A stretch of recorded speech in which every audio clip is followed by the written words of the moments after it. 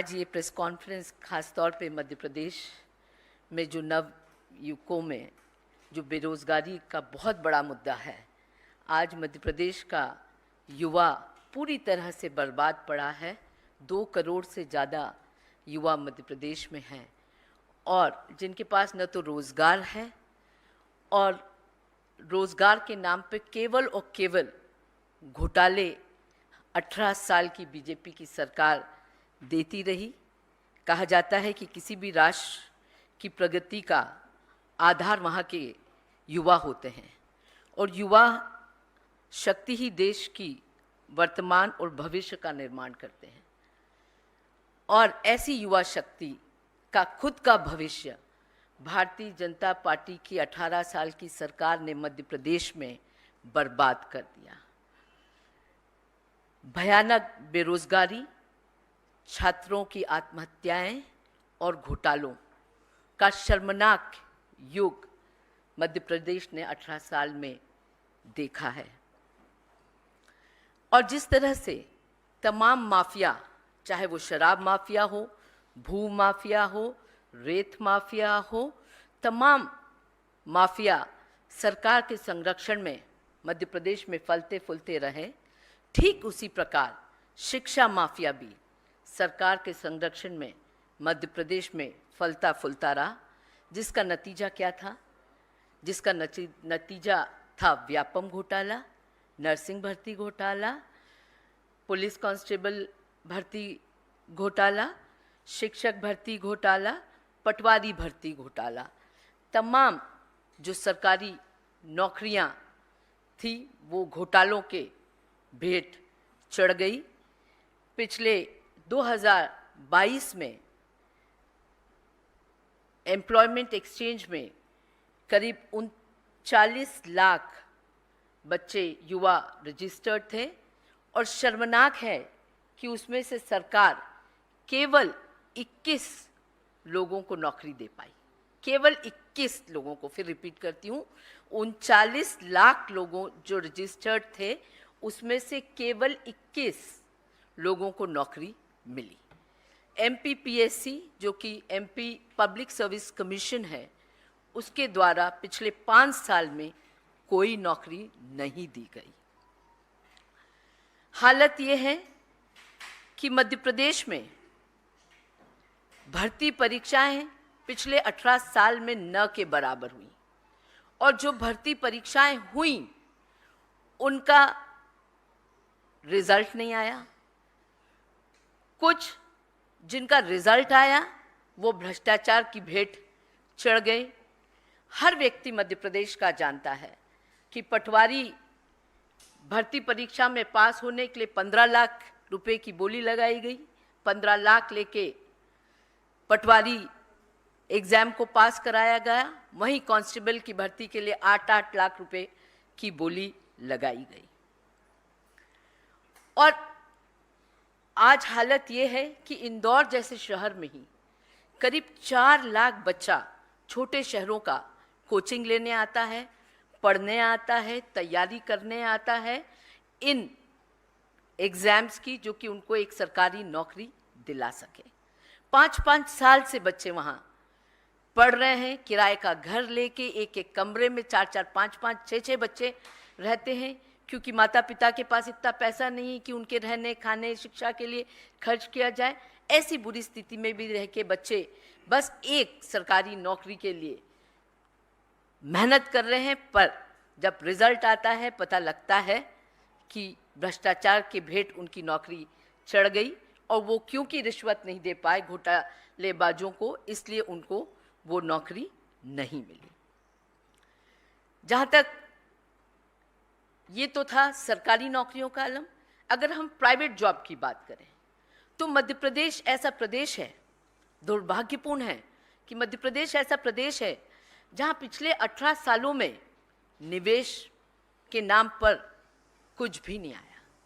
और निवेश की बात करें जब, तो बड़े बड़े ग्लोबल इन्वेस्टर्स मीट कराए गए जिसमें करोड़ों रुपए सरकार ने पानी की तरह बहाया और बड़े बड़े इवेंट करे, क्योंकि मध्य प्रदेश सरकार केवल इवेंट करने में विश्वास रखती थी उसका नतीजा या उसका परिणाम से कुछ निवेश आया हो, ऐसा नहीं। 18 लाख करोड़ के निवेश की घोषणा सरकार ने की, पर धरातल पे कुछ भी नहीं उतरा। और सही कहते हैं मध्य प्रदेश के पूर्व मुख्यमंत्री आदरणीय कमलनाथ जी, वो सही कहते हैं कि हम निवेश को आमंत्रित नहीं कर सकते, हमें उसे आकर्षित करना होता है। और मध्य प्रदेश निवेशकों के लिए कोई आकर्षण का केंद्र नहीं है, क्योंकि इतना भ्रष्टाचार है वहां, 50% का भ्रष्टाचार है हर चीज में। ऐसे में कौन निवेशक आके मध्य प्रदेश में निवेश करना चाहेगा? इसलिए जो प्राइवेट सेक्टर के जॉब्स हैं, उससे भी हमारा नवयुवक पूरी तरह से वंचित रहा। और बार बार परीक्षा देने के बावजूद इन घोटालों के चलते कर्ज के तले दबे माता पिता के प्रेशर में मध्य प्रदेश का नवयुवक फांसी के फंदे पे झूलता रहा। और शर्मनाक है कि पिछले 17 साल की सरकार में 17,000 से ज़्यादा बेरोजगार और छात्रों ने आत्महत्या करी है, जो कि आंकड़ा मैं समझती हूँ देश में सबसे बड़ा आंकड़ा है। पूरी तरह से मध्य प्रदेश का नवयुवक और छात्र निराश हो चुका है।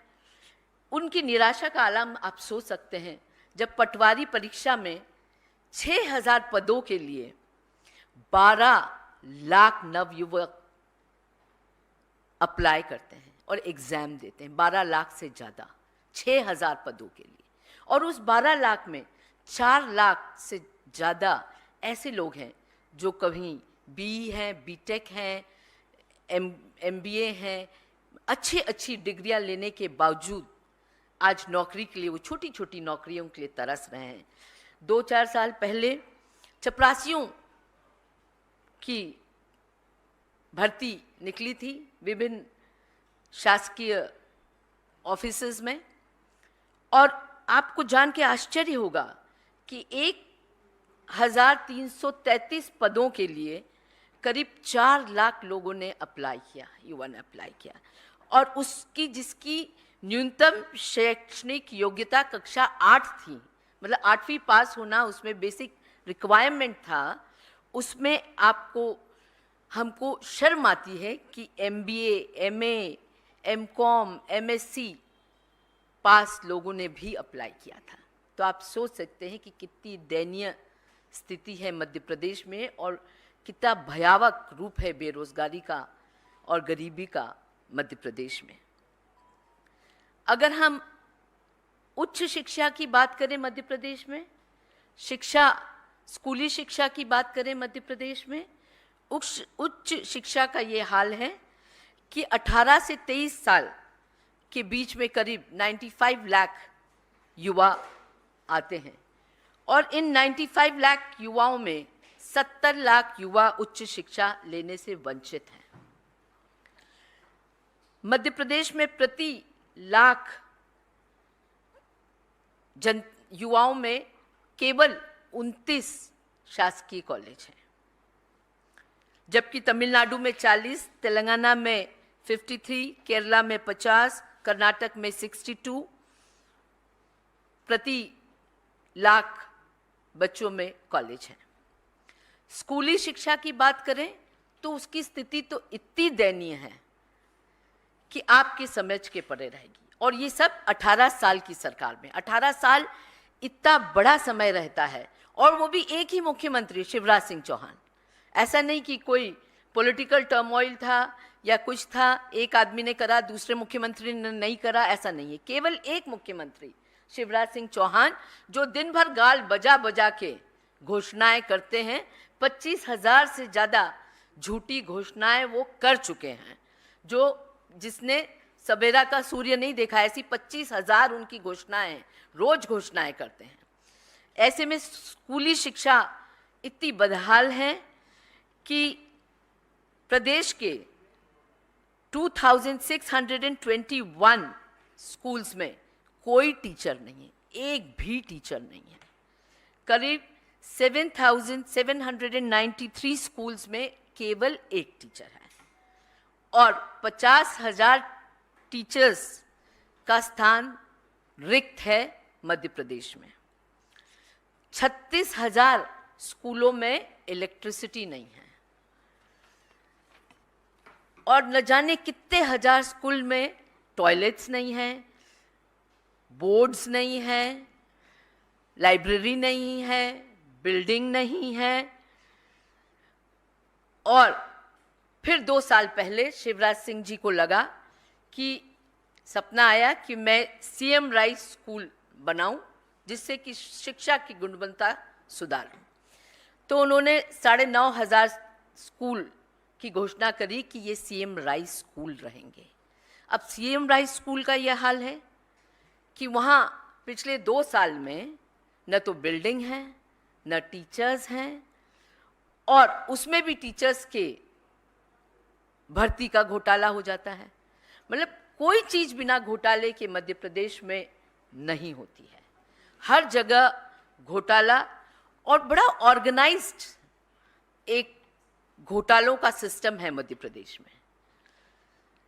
जैसे कि हमने देखा कि व्यापम का जो घोटाला हुआ था, पूरे देश ही नहीं पूरे विश्व में उसकी चर्चा थी, जिसमें 3,000 करोड़ रुपए का घोटाला हुआ था और असंख्य युवाओं का भविष्य अंधकार में डूब गया। उसकी वजह से 55 से ज़्यादा मौतें हुई थी, जिसमें जो बच्चे गवाह थे उनकी भी मौत हुई, कुछ पत्रकारों की भी मौत हुई और कई लोग आत्महत्या करने के लिए विवश हुए। प्रदेश में फिर एक नर्सिंग का घोटाला हुआ।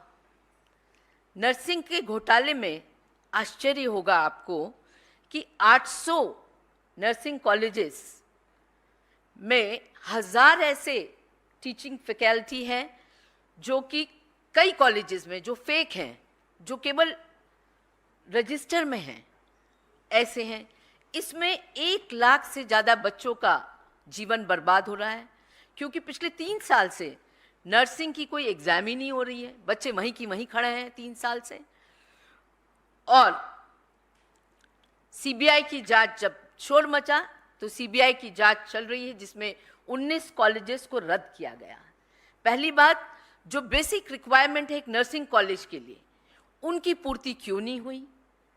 क्यों जिसके पास 40,000 स्क्वायर फीट जमीन हो और कम से कम 100 बेड का हॉस्पिटल हो, ऐसे लोगों को नर्सिंग कॉलेजेस अलॉट किया जा सकता है, तो उनको ना करके 2 कमरे के नर्सिंग कॉलेज भी हैं, तो कहीं फैक्ट्री पे भी नर्सिंग कॉलेज का बोर्ड चिपका हुआ है। 1 लाख से ज़्यादा हमारे बच्चों का भविष्य इस नर्सिंग घोटाले की बलि चढ़ गया। इसके बाद आता है शिक्षक भर्ती घोटाला।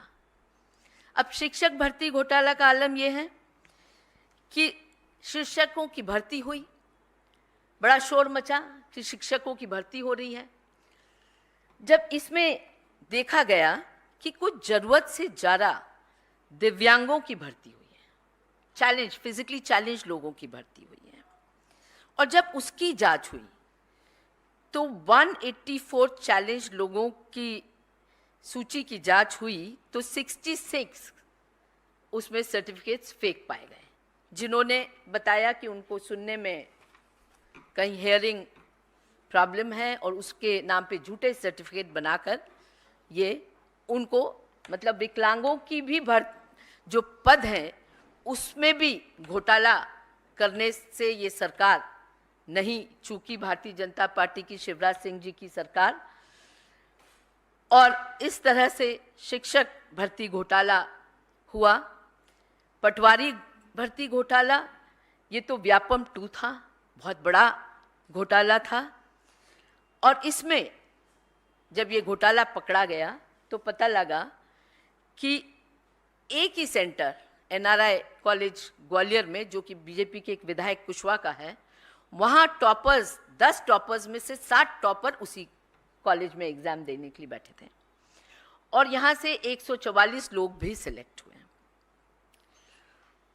और पटवारी, जैसा कि मैंने बताया कि 6,000 पद के लिए करीब 12 लाख बच्चों ने एग्ज़ाम दी थी, वो लगातार सड़कों पे संघर्ष करते रहे और उनको क्या मिला? लाठी ठूसे, जेल में भरा गया इन बच्चों को, पर न्याय उनको कभी नहीं मिला। और बड़ी बड़ी बातें शिवराज सिंह जी करते थे नवयुवकों के लिए, युवा नीति बनाई, पर जो उनका अधिकार है रोजगार, उससे उनको हमेशा वंचित रखा। चाहे वो गवर्नमेंट जॉब की बात करें, चाहे हम प्राइवेट जॉब की बात करें। मध्य प्रदेश में ये बच्चे एग्ज़ाम में कई हज़ार रुपया खर्च चुके, हर बार नई फीस होती, एग्ज़ाम फीस भरनी पड़ती, फिर एग्ज़ाम होता, फिर कैंसिल होता, हज़ारों रुपए इसमें भर चुके, कई लाख रुपए उनके कोचिंग और उनके रुकने की व्यवस्था में उनके पेरेंट्स खर्च कर चुके। और नतीजा क्या कि कहीं नौकरी नहीं मिलने की स्थिति में इन घोटालों के चलते वो एज बार भी उसमें से बहुत सारे बच्चे हो गए और विवश हुए। जब निराश हुए तो विवश हुए, अपने कहीं बेचारे मुंह दिखाने लायक नहीं रहे, क्योंकि इतना पढ़ लिख कर भी उनको जब नौकरियां नहीं मिली और घोटालों के बली उनका रोजगार चढ़ गया, तो वो उन्होंने फांसी के फंदे को चूमा, जो कि बहुत ही दुर्भाग्यपूर्ण है। और देखिए कि इन सब घोटालों की जहां जांच, जो कुछ घोटालों की जांच हो रही थी, वो सतपुड़ा भवन में उसके सब साक्ष्य थे, तो उस सतपुड़ा भवन में ही आग लगा दी गई।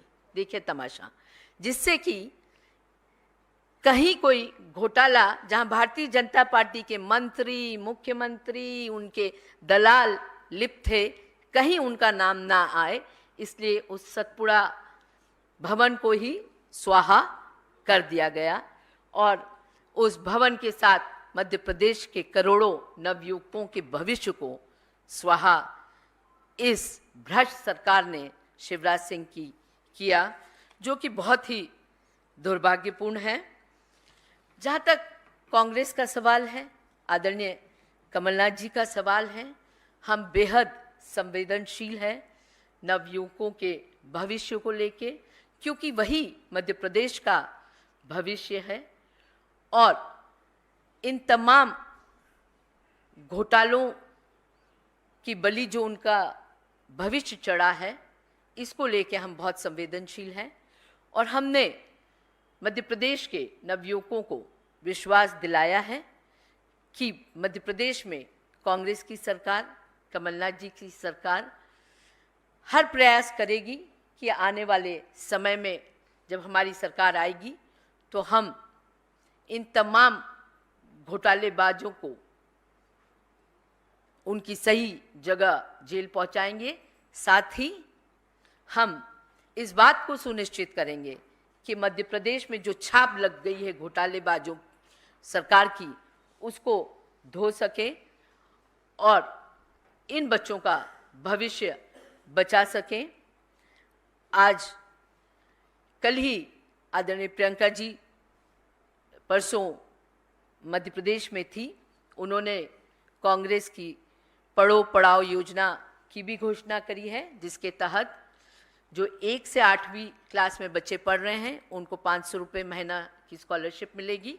ऐसी 9वीं और 10वीं में पढ़ रहे बच्चों को 1000 रुपये प्रति माह की स्कॉलरशिप मिलेगी और 11वीं और 12वीं में पढ़ने वाले बच्चों को 1500 रुपये महीना की स्कॉलरशिप मिलेगी। साथ ही हम वचनबद्ध हैं पूरी शिक्षा प्रणाली को सुदृढ़ बनाने के लिए आने वाले दिनों में, जिससे कि जो आज हमारा बच्चा मध्य प्रदेश में शिक्षा और रोजगार को लेकर पिछड़ गया है, जो पलायन करने के लिए मजबूर है, वो चाहता है कि अपने माता पिता के साथ रह के रोजगार करे, शिक्षा ले, पर हालत इतनी खराब है प्रदेश की कि वहाँ रह के सही शिक्षा पाना और रोजगार पाना असंभव है, इसलिए वो पलायन करने के लिए मजबूर है। तो ऐसे में हमारी पूरी कोशिश रहेगी कि हम अच्छी शिक्षा और रोजगार दोनों हमारे प्रदेश के युवा को उपलब्ध कराएं, जिससे उसको पलायन नहीं करना पड़े, मध्य प्रदेश का नाम दूसरे राज्यों के साथ आए, जहां जो जाने जाते हैं अच्छे रोजगार और शिक्षा के लिए, जैसे कर्नाटक, महाराष्ट्र, तमाम राज्य हैं जिनके नाम आते, तो हम भी चाहते हैं हमारा नवयुवक भी सर उठा के बोले कि हाँ, मैं मध्य प्रदेश से हूँ जहाँ अच्छी शिक्षा और रोजगार मिलती है। Thank you. अब आप कुछ पूछना चाहें तो इसी तक सीमित रहूंगी मैं, बेरोजगार और Ma'am, good afternoon. I'm Yeah. Sahil from ANI. BJP has filed a complaint with Election Commission over Priyanka Gandhi's poll promise, which she made in Madhya Pradesh, and the complainant did say that it's a violation of Model Code of Conduct, and also said it's a tempting announcement that has been made without any concrete plan, just to influence the voting. What do you have to say on that? देखिए, मध्य प्रदेश में BJP पूरी तरह से बौखलाई हुई है, उसको समझ नहीं आ रहा कि क्या करें। तो मैं कंप्लेनेंट से और भारतीय जनता पार्टी से पूछना चाहूँगी कि जो वो पूरे मध्य प्रदेश में, चाहे आप पेपर उठा के देखें, चाहे बिलबोर्ड्स देखें, सड़कों पे इतने बड़े बड़े बोर्ड्स, रेडियो हो, टीवी हो, तमाम जगह बहनों 10 तारीख आने वाली, बहनों 10 तारीख आने वाली, 1000 रुपये मिलेगा, 1200 रुपये मिलेगा, 3000 रुपया मिलेगा सरकार आने पे। वो क्या था? वो क्या था? जो आदरणीय प्रियंका जी ने अनाउंस किया है वो हमारे मैनिफेस्टो का एक भाग है, वो हमारे वचनों में से एक वचन है जो हमारी सरकार आने पे पूरी करेगी। पर जो भारतीय जनता पार्टी कर रही थी वो क्या था? वोट के बदले में नोट की राजनीति कर रही थी और अब अपनी बौखलाहट में वो ईसी के द्वार भाग रही है। अभी तो ईसी के द्वार रोज भागेगी भारतीय जनता पार्टी, क्योंकि रोज उनको तकलीफ रहेगी। जो वचन हम दे रहे हैं प्रदेश के लिए, हम उसके लिए कटिबद्ध हैं। पहले भी जब हमने पिछले 2018 में ये वचन दिया था कि हम किसानों का कर्जा माफ करेंगे, तो 27 लाख किसानों का हमने कर्जा माफ किया था मात्र 12 महीने की कार्यकाल में। 15 महीने का कार्यकाल था, 3 महीने उसमें मोरल कोड ऑफ कंडक्ट लगा था, तो 12 महीने में हमने किसानों का कर्जा माफ किया, 1 रुपये यूनिट बिजली देने का वचन निभाया, pension, social security pension double करी, तमाम चीज़ें जो हमने वचन दिए थे उसको पूरे किए। हम वो घोषणा मशीन नहीं है शिवराज सिंह जी की कि रोज घोषणा करो सवेरे और शाम को भूल जाओ। और हालत ये है कि मध्य प्रदेश का नवयुवक आज हिंदुस्तान में नंबर 1 पर है आत्महत्याओं में, जो कि बेहद शर्मनाक और दुखद है।